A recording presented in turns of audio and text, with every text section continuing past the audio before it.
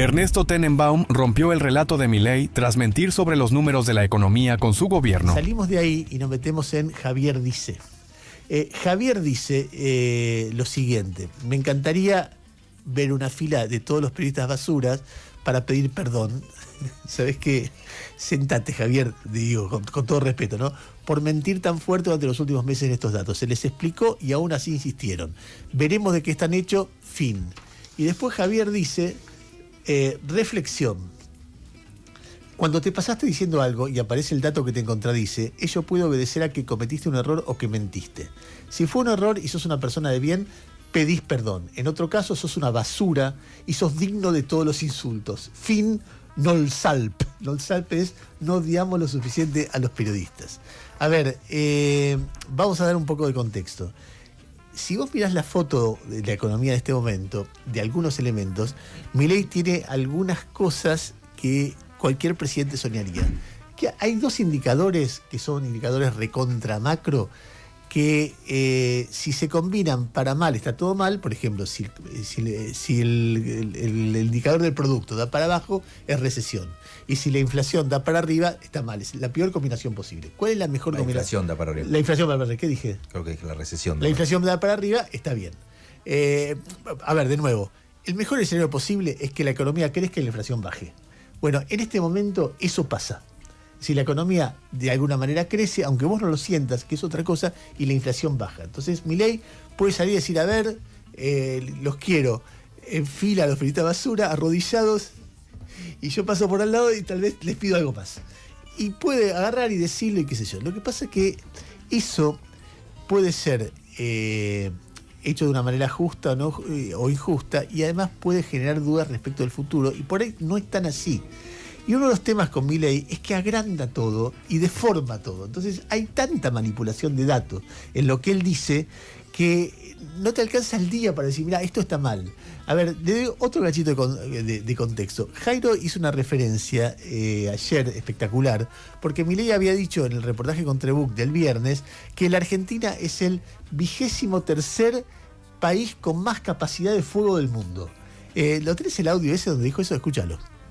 En materia de defensa, ¿sí? O sea, seguridad respecto a otros países, el programa de reequipamiento que ha hecho el ministro Petri es el más grande de la historia argentina, el más grande de los últimos 50 años. ¿Sabía que hoy Argentina es la 23ª potencia militar mundial? No lo sabía. Pensé que no estaba muy entre los 100. ¿Qué dato, no? O sea, bueno, digo, gestión Petri. Primero, genial Trebuch. Y en base a que pensó que no estaban entre los 100. Argentina es un país de dimensión que siempre está alrededor de 30, 40, en lo que veas. ¿Por qué pensaba eso? Pero bueno, él pensaba. En cualquier caso, segundo, gastar guita en armamento, gestión Petri, fíjate con todo lo que reequipamiento, no necesariamente en el orden de prioridades que tiene Argentina está bien. Tercero, Milei, ¿por qué piensa que tenemos que tener armamento? En defensa de otros países.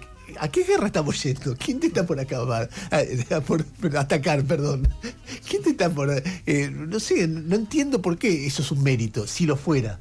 Pero además, Jairo contaba que el ranking es trucho, que la Argentina viene cayendo en la tabla de posiciones, no subiendo como dice Milei, y que además el lugar que él le adjudica, que es el 23, está mal porque aún en ese ranking que es trucho y en el cual Argentina está perdiendo posiciones, está 33, no 23. O sea, todo mal. Y eso que vos ves en la manera que manipula la cantidad de armamento, que además, insisto, hay algo de fondo previo a la truchada de la cifra. ¿Por qué tenemos que ganar esa tabla de posiciones? ¿Por qué tenemos que ser primero o segundo?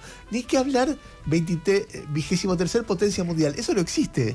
Si estás 23º no sos potencia mundial. Potencia sos cuando son uno de los 5, uno de los 7. Imagínate, qué sé yo, ni no nos metamos a hablar de proporciones.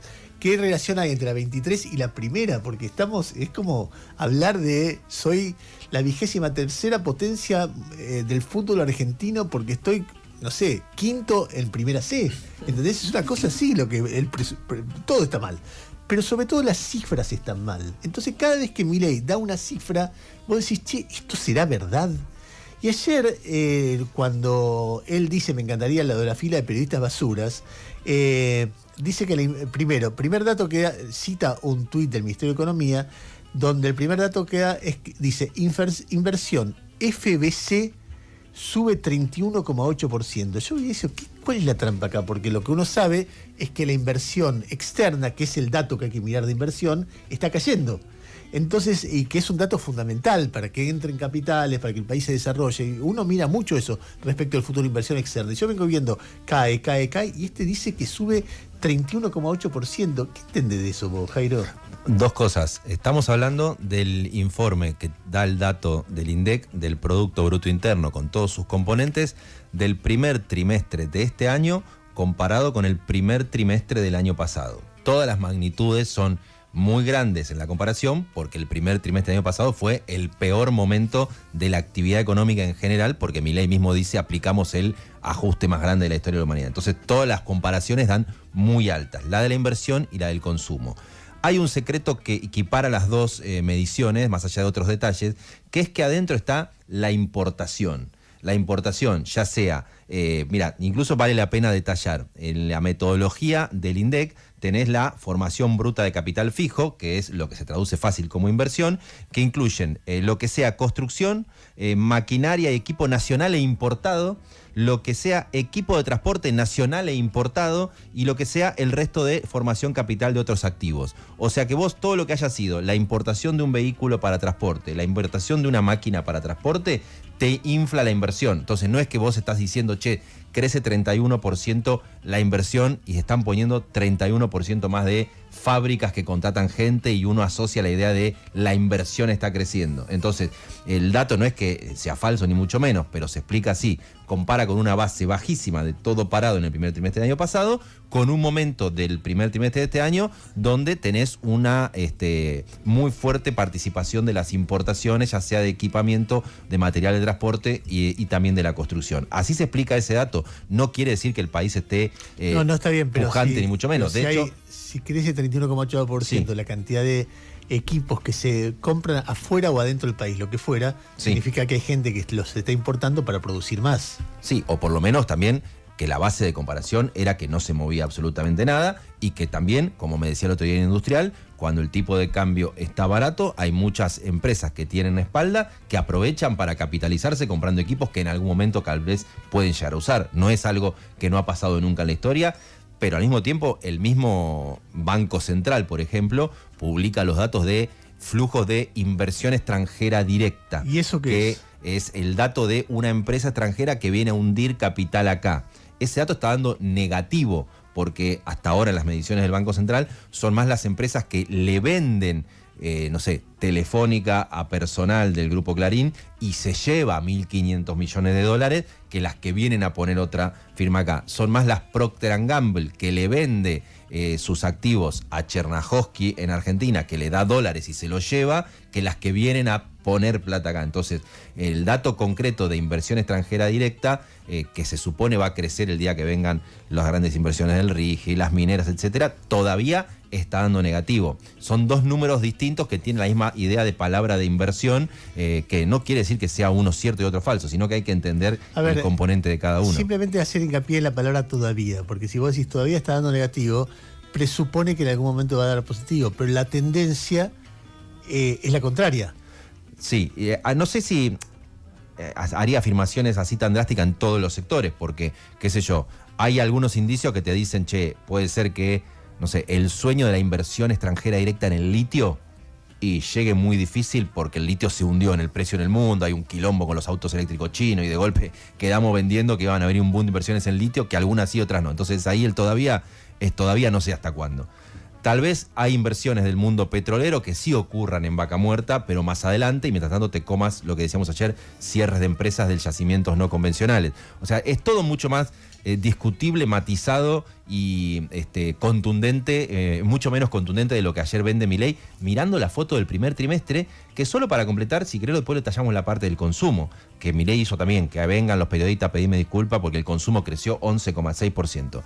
El consumo privado agregado que mide el dato de cuentas nacionales incluye desde las compras en el exterior hasta lo que gasta un hogar en servicios públicos. Si bien está deflactado por la inflación, todo eso está en el componente consumo. Entonces, si vos metés un tarifazo, hay una parte del consumo privado que mide el PBI que crece porque creció el gasto del hogar. Y no es que la gente creció el consumo comprándose zapatos en la zapatería. Vos sabés que en un rato lo vamos a hablar porque vamos a hacer, la verdad que el tuit de Milei, más allá de su bravuconada, su fanfarronería, sus mentiras, sus verdades a medias, sus mentiras escandalosas, decía el tuit de Milei, a ver si encuentro, bueno, da para analizar un poquito la economía y cómo marcha en general, que nosotros lo venimos haciendo habitualmente, pero me parece que da para, hay muchos datos de los últimos días, hay datos de empleo, hay datos de consumo, hay datos de producción, etcétera. Ayer me divertía mucho porque Juan Manuel Telechea, que es un economista,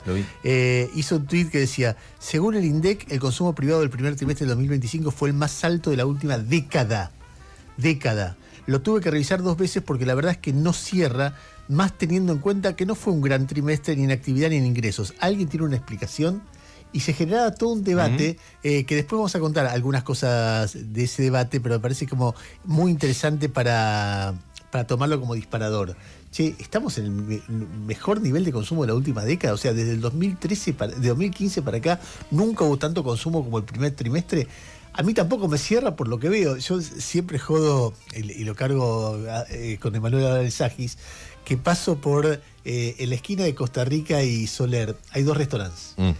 Uno, sobre todo, nunca está vacío. Los Remanceros, le mandamos un saludo, típico restaurante de barrio. Y yo paso con el perro todas las noches. Entonces, cada tanto, cuando hay discusión sobre cómo está el consumo, lo llamo: che, el indicador de consumo de Costa Rica y Soler no da tan mal como vos decís, o no da tan bien como vos decís. Es muy habitual que esté la mitad del restaurante vacío, o la mitad, o un tercio de los restaurantes vacíos. Ayer a la noche, bueno, pero hace frío. Está bien, pero yo antes no lo veía vacío. Y cada día tiene una excusa, pero me sorprende eso, y no veo que sea el momento de mayor consumo de la historia mundial. Sí, lo que pasa es que también una cosa es el dato agregado de consumo, donde vos no solamente tomás las ventas del restaurante o del supermercado, sino si también le gusta poner los gastos del turismo en el exterior, los gastos de los hogares en servicios públicos, los gastos de, no sé, patentamiento de auto. Quiero decir, una cosa es la agregación de las estadísticas para tratar de ver qué pasa con la economía, que tiene convenciones de metodología estadística, qué se pone o qué no se pone adentro de la palabra consumo, y otra cosa es la batalla en los tweets del presidente, y otra cosa es cuando decís, bueno, yo quiero saber cómo están las ventas del supermercado, y uno lo resume en cómo está el consumo, y estás diciendo las ventas del supermercado, y de golpe Milei te tira otra fruta que es, no, es que la gente ya no compra más en los supermercados, compra en Mercado Libre, y vos decís, es cierto que crece Mercado Libre, pero es el 10% del consumo. ¿Por qué me estás diciendo una cosa u otra? Entonces vas haciendo tener que una aclaración detrás de otra. Bueno, en un ratito vamos a extendernos con esto. Son las 8:39 minutos de la mañana y es el momento en que Yami Segovia te cuenta la temperatura y te regala la primera canción de esta mañana.